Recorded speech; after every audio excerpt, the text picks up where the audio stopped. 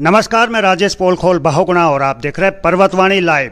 मैं इस समय एसटीएफ कार्यालय उत्तराखंड में हूं और आप देख रहे हैं इस समय मेरे सामने वरिष्ठ पुलिस अधीक्षक अजय सिंह जी हैं।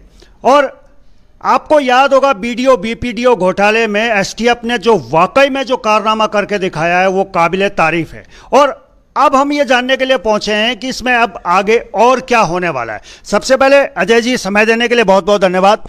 शुक्रिया सर। थोड़ा सा जानना चाहेंगे कि ये छोटी छोटी मछलियां तो आ गई, 12-13 आ गई, क्या आपके निशाने पे कोई बड़ी मछली भी है?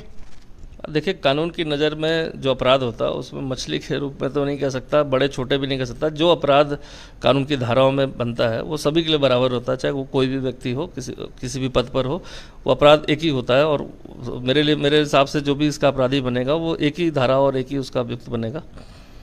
एक चीज और है सर, बीडीओ बीपीडीओ घोटाले को लेके लगातार जो अभ्यर्थी थे वो आयोग से बातचीत कर रहे थे। क्या आपको भी लगता है कि वाकई में आयोग ने बहुत लेट में संज्ञान लिया है और आपके पास बहुत लेट मामला आया है?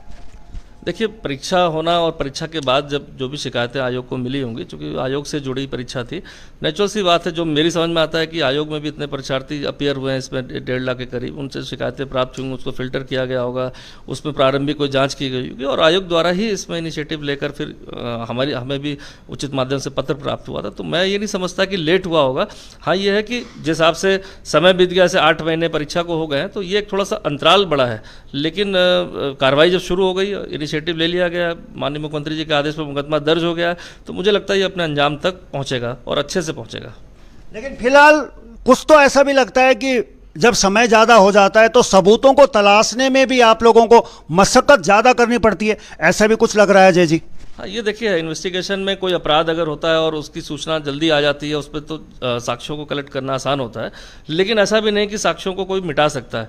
ठीक है, मुश्किलें हैं और मुश्किल चूँकि 8 माह बीत चुका है, लेकिन हमारी पूरी कोशिश है कि पूरे साक्ष्यों के आधार पर, पुख्ता साक्ष्यों के आधार पर, जिससे न्यायालय में अभियुक्तों को सजा दिलाई जा सके, उसी पर हमारी टीमें लगातार दिन रात काम कर रही है। अच्छा, बहुत सारे के अभ्यर्थी वो भी हैं जिन्होंने पास आउट किया है। अब उन्हें ये भी डर सता रहा है कि कहीं ये भर्ती कैंसिल ना हो जाए, रद्द ना हो जाए। हालांकि ये आपसे संबंधित सवाल नहीं है, लेकिन इसी से जुड़ा हुआ सवाल है, तो थोड़ा सा जानना चाहेंगे कि इस पे क्या आपकी तरफ से ऐसा कुछ संकेत मिल सकता है?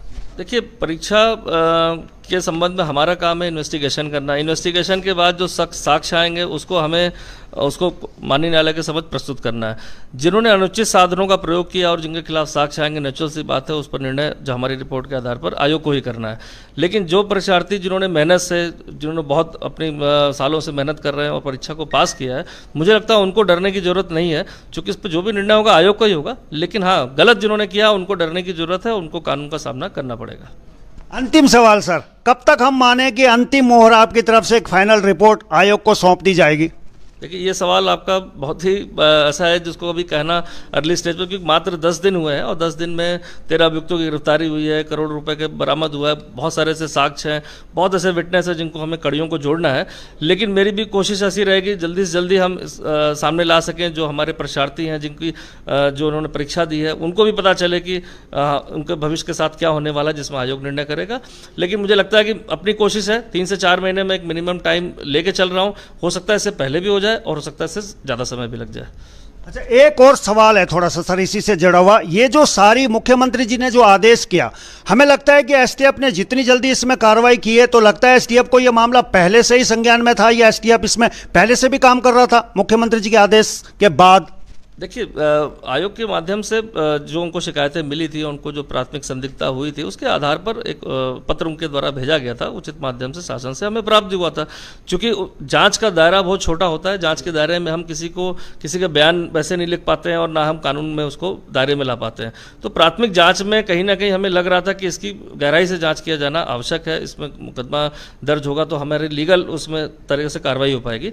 इसी प्रक्रिया के दौरान माननीय मुख्यमंत्री जी से काफ़ी लोग मिले, प्रतिनिधिमंडल भी गया उनके पास, और उनको जब संज्ञान में समस्त प्रकरण आया कि इतना संवेदनशील प्रकरण है और एक रोजगार से जुड़ा हुआ, सरकारी नौकरी से जुड़ा हुआ, तो उन्होंने तत्काल इसमें मुकदमा दर्ज के आदेश दिए और जिसके बाद ये इन्वेस्टिगेशन प्रारंभ हो गई।